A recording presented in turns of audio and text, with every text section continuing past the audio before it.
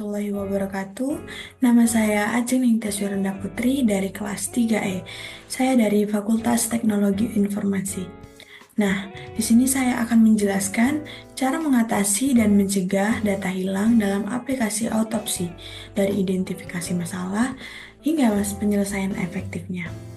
Sekarang mari kita lanjut ke pembahasannya. Nah, perkembangan teknologi meningkatkan kejahatan cyber, termasuk pencurian data pribadi, transaksi keuangan, dan data perusahaan. Pelaku sering menghapus jejak digital, sehingga forensik digital menjadi penting untuk mengumpulkan, menganalisis, dan menginterpretasi bukti digital. Banyak aplikasi forensik digital yang dikembangkan, namun biaya sering menjadi kendala. Nah, autopsi ini sebagai salah satu aplikasi open source yang bisa menjadi solusi yang dapat memulihkan data dari berbagai perangkat penyimpanan dan mendukung penyelidikan kejahatan cyber secara menyeluruh. Meskipun demikian, pengguna sering menghadapi tantangan seperti kehilangan data. Nah, pada pembahasan ini, saya akan membahas langkah-langkah praktis mengatasi dan mencegah kehilangan data dengan memahami kerja autopsi, dan teknik forensik digital lainnya.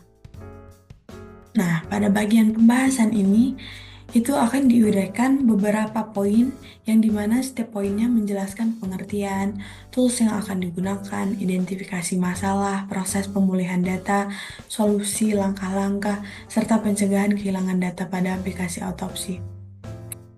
Beberapa poin tersebut akan dijelaskan sebagai berikut. Nah, untuk yang pertama, pengertian digital forensik. Untuk kalian yang belum tahu dan masih awam tentang digital forensik, pasti kalian bertanya-tanya, apa sih digital forensik itu? Nah, forensik digital adalah cabang ilmu forensik yang berfokus pada penyelidikan dan penemuan konten perangkat digital yang sering terkait dengan kejahatan komputer. Awalnya forensik digital itu biasanya pada awalnya itu disebut dengan forensik komputer. Nah, namun kini telah diperluas karena kan tidak hanya komputer saja. Nah, jadi diperluas dengan nama forensik digital karena dapat menyelidiki berbagai perangkat keras. Kenapa sih harus ada forensik digital? Nah, jadi forensik digital dianggap penting karena eh, data itu biasanya sering dikunci, dihapus, atau disembunyikan di perangkat target. Nah, praktik utama dalam forensik digital ini meliputi pengumpulan, analisis, dan pelaporan data digital. Investigasi forensik digital digunakan untuk mendukung atau menentang asumsi kriminal dalam pengadilan pidana atau perdata. Nah, jadi biasanya itu file itu sudah dihapus atau file itu biasanya hilang, biasanya dikunci oleh orang atau orang-orang kriminal kayak gitu. Nah, tujuan diadakan forensik digital ini adalah untuk apa ya, menyelidiki itu semua gitu loh. Untuk menyelidiki, menganalisis. Nah, jikalaupun ada file yang terhapus ataupun hilang, itu akan bisa dikembalikan oleh digital forensik ini. Nah, untuk pembahasan yang kedua, tadi itu pengertian, sekarang ini adalah tools pada digital forensik. Yang sebenarnya ada banyak sekali tools dalam digital forensik. Nah, pada pembahasan kali ini, kita akan membahas tentang autopsi ini. Jika kalian bertanya-tanya lagi, apa sih aplikasi autopsi ini? Autopsi ini adalah salah satu alat forensik digital yang banyak digunakan untuk menganalisis bukti elektronik dalam kasus pencurian data seperti data informasi pribadi dan transaksi keuangan itu bisa diselidiki oleh autopsi ini. Alat ini membantu orang-orang profesional forensik biasanya juga untuk mengidentifikasi, memulihkan, dan memverifikasi data. Namun, autopsi ini memiliki kelemahan, yaitu tidak dapat sepenuhnya memulihkan file yang rusak atau korup. Nah, meskipun demikian, ahli forensik itu tetap menggunakan autopsi ini untuk memulihkan data yang diperlukan gitu. Nah, jadi di sini kita akan membahas bagaimana cara mencegah itu semua. Kita juga mungkin bingung Apa sih penyebab file korup itu sebenarnya? Nah, di sini saya melakukan pencarian dalam artikel ini. Itu eh, mungkin penyebab file korup itu disebabkan karena yang pertama itu kerusakan media penyimpanan. Nah, maksudnya apa? Nah, maksudnya itu kerusakan fisik atau logis pada perangkat penyimpanan dapat menghambat akses data. Kerusakan fisik itu bisa disebabkan oleh faktor-faktor seperti benturan atau terkena air, sementara kerusakan logis bisa disebabkan oleh kesalahan sistem file atau serangan malware. Nah, jadi kayak misalnya di flash disk itu kan. Nah, flash disknya itu apa ya? Kena air atau apa. Nah, sehingga itu masih bisa belum rusak kayak gitu. Tapi ketika kita coba file tersebut korup gitu. Nah, itu bisa menjadi salah satu penyebabnya. Yang kedua adalah kesalahan pengguna. Kesalahan konfigurasi awal atau pemilihan modul analisis yang tidak tepat seringkali menyebabkan hasil analisis yang tidak sesuai. Misalnya, pengguna mungkin memilih modul yang salah atau gagal mengkonfigurasi setting dengan benar. Lanjut yang ketiga, itu ada ketidaksesuaian versi perangkat lunak. Nah, ini juga biasanya sering terjadi. Versi perangkat lunak yang tidak kompatibel dapat menyebabkan masalah pada proses analisis data. Menggunakan versi terbaru perangkat lunak dapat membantu menghindari bug dan masalah kompatibilitas. Yang keempat ada serangan malware. Nah, serangan malware ini terjadi pada media penyimpanan yang dapat menyebabkan kerusakan atau kehilangan data. Malware ini bisa merusak data atau membuatnya tidak dapat diakses. Seperti itu. Nah, ketika kita menggunakan autopsi itu tuh ada beberapa prosesnya gitu. Nah, proses-proses tersebut itu meliputi yang pertama itu penilaian, yang kedua pengumpulan, pemeriksaan, dan dokumentasi.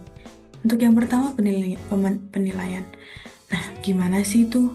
Penilaian itu pemeriksa atau auditor ini tuh harus menilai bukti digital saat ini dengan memberikan nilai netral, yang berarti bahwa bukti belum masuk ke pihak yang memberikan keringanan atau memberatkan kasus. Nah, ini biasanya terjadi di kepolisian kayak gitu ya.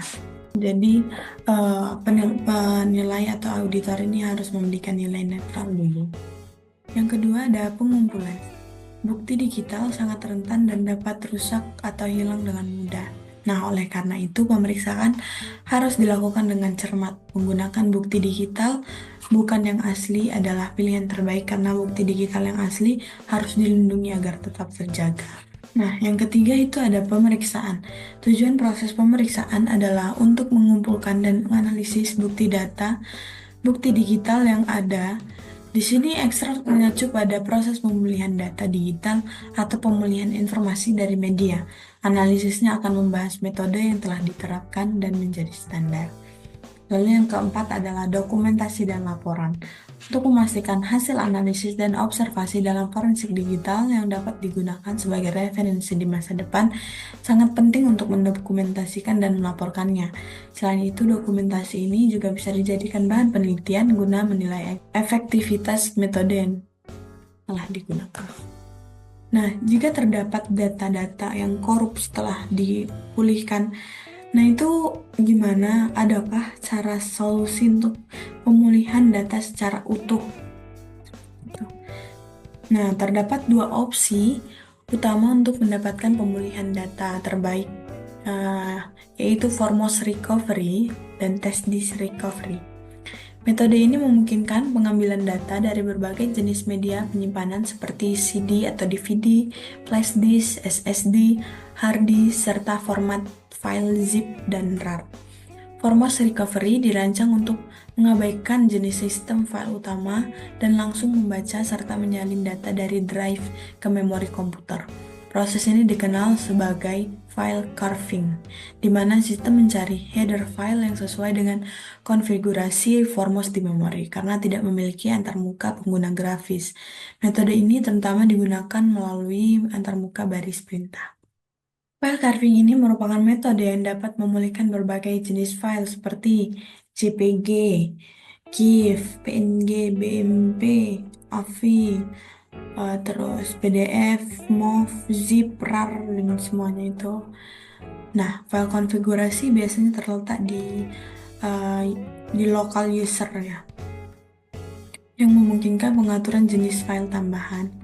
Metode ini juga cocok untuk memulihkan data dari file gambar atau hard disk yang menggunakan sistem file ex3, NTFS, atau FAT, serta dapat digunakan untuk memulihkan data dari iPhone melalui komputer.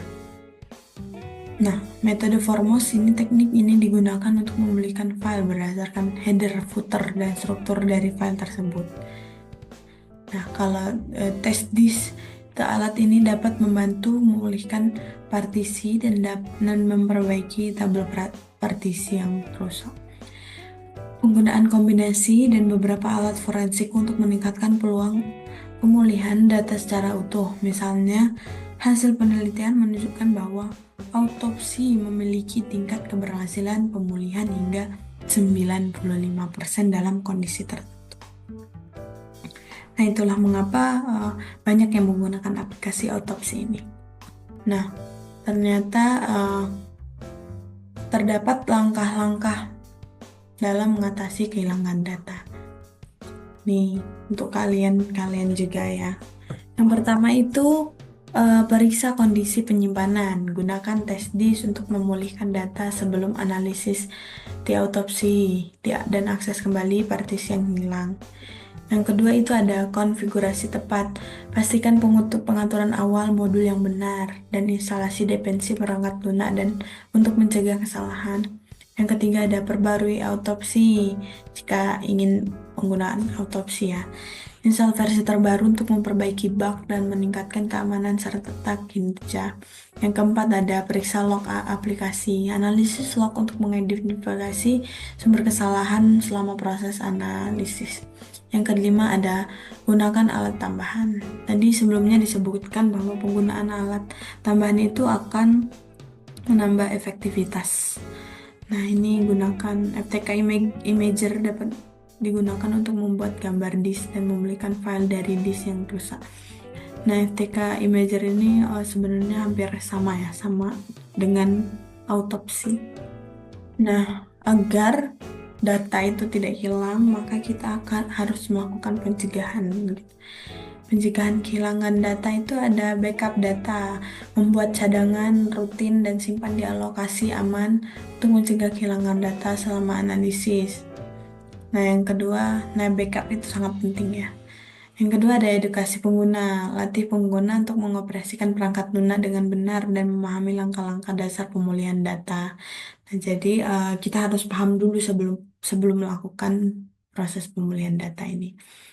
Yang keempat adalah lindungi dari malware. Lakukan pemindaian antivirus rutin dan gunakan perangkat lunak keamanan yang andal serta selalu diperbarui untuk melindungi data dari malware. Sebenarnya dari Microsoft itu sudah ada sendiri ya namanya Microsoft Defender. Nah, itu juga bisa diupdate setiap hari atau setiap minggu gitu untuk menghindari serangan malware. Yang keempat ada media penyimpanan andal. Itu gunakan perangkat berkualitas tinggi seperti SSD atau penyimpanan eksternal dengan proteksi untuk mengurangi resiko kerusakan fisik atau logis. Yang kelima adalah kompatibilitas sistem. Pastikan spesifikasi perangkat memenuhi syarat sistem operasi yang didukung sebelum menginstal autopsi untuk menghindari masalah kompatibilitas. Nah, jadi alat-alat yang mungkin jadul dulu ya, yang mungkin kurang efektif lah. Jadi kita harus sekarang ini apalagi aplikasi-aplikasi sudah update ke versi yang terbaru, jadi kita harus menyesuaikan lah. Nah, dengan mengikuti langkah-langkah yang telah saya jelaskan tadi, pengguna autopsi dapat mengatasi dan mencegah masalah kehilangan data secara efektif. Semoga pendekatan proaktif dalam manajemen data tidak hanya meningkatkan peluang pemulihan, tetapi juga memperkuat keamanan dan integritas data. Pemahaman yang mendalam tentang alat dan teknik yang tersedia, serta penerapan praktik pencegahan yang tepat akan membantu meminimalkan dampak kehilangan data pada organisasi atau individu. Dengan identifikasi masalah yang akurat, pemanfaatan alat bantu tambahan dan penerapan langkah-langkah pencegahan yang baik, pengguna yang terlatih dapat mengurangi risiko kehilangan data dan memastikan keberhasilan analisis data digital di autopsi. Nah, jadi itulah tadi ya eh, yang saya jelaskan itu analisis masalah, kenapa sih kok bisa kayak gitu, terus penyelesaiannya, bagaimana cara pencegahannya, seperti itu. Untuk penjelasan saya mungkin hanya itu ya yang hanya dapat saya sampaikan. Lebih dan kurang saya mohon maaf jika ada salah kata, yaitu mohon maaf. Saya tutup dan terima kasih. Wassalamualaikum warahmatullahi wabarakatuh. Toodles, bye bye.